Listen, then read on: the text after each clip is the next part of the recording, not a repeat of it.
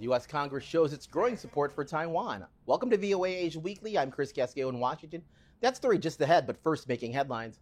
Hong Kong said it is considering relaxing its COVID-19 hotel quarantine policy for an orderly opening up. Currently, travelers from other countries must pay for 3 days in a hotel, then self-monitor for 4 days.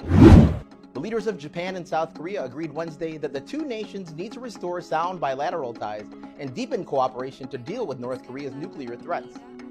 Japanese Prime Minister Fumio Kishida and South Korean President Yoon Suk-yeol held their 30-minute talk on the sidelines of the annual UN General Assembly. Government helicopters in Myanmar attacked a school and village in the north-central part of the country, killing at least 13 people, including 7 children. The military-controlled government blamed armed opposition groups. The USS Ronald Reagan aircraft carrier strike group arrived in the South Korean port city of Busan in preparation for a large-scale joint military drill happening for the first time since 2017, a significant show of strength amid concerns North Korea will soon conduct a nuclear test. A military exercise in Fiji involving the United States, Britain, Australia, and New Zealand ended this week as their traditional allies tried to counter China's growing influence in the region. U.S. President Joe Biden has invited Fiji and 11 other small Pacific Island nations to take part in a summit next week at the White House. China said it has made solemn complaints with the U.S. over President Biden's statement that U.S. forces will defend Taiwan if China tries to invade the self-ruled island. Biden said yes when asked during an interview broadcast on CBS News' 60 Minutes program whether U.S. forces, U.S. men and women, would defend Taiwan in the event of a Chinese invasion. But addressing the UN General Assembly, Biden said this. We seek to uphold peace and stability across the Taiwan Straits. We remain committed to our one China policy. Regarding China, Biden also said the U.S. will not ask any nation to choose between the United States or any other partner. A bipartisan group of U.S. lawmakers met with Taiwanese President Tsai Ing-wen earlier this month, the latest show of support from the U.S. Congress to the island republic amid heightened tensions with China.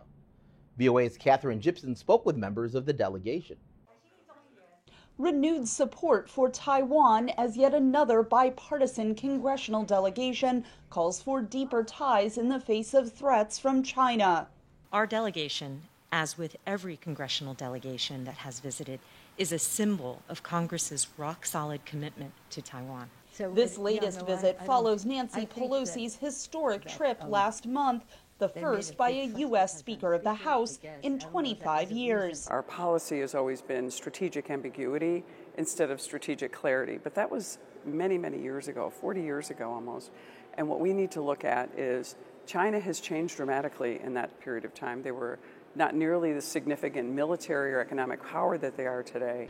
The Biden administration approved $1.1 billion in arms sales to Taiwan, a move that drew swift condemnation from China.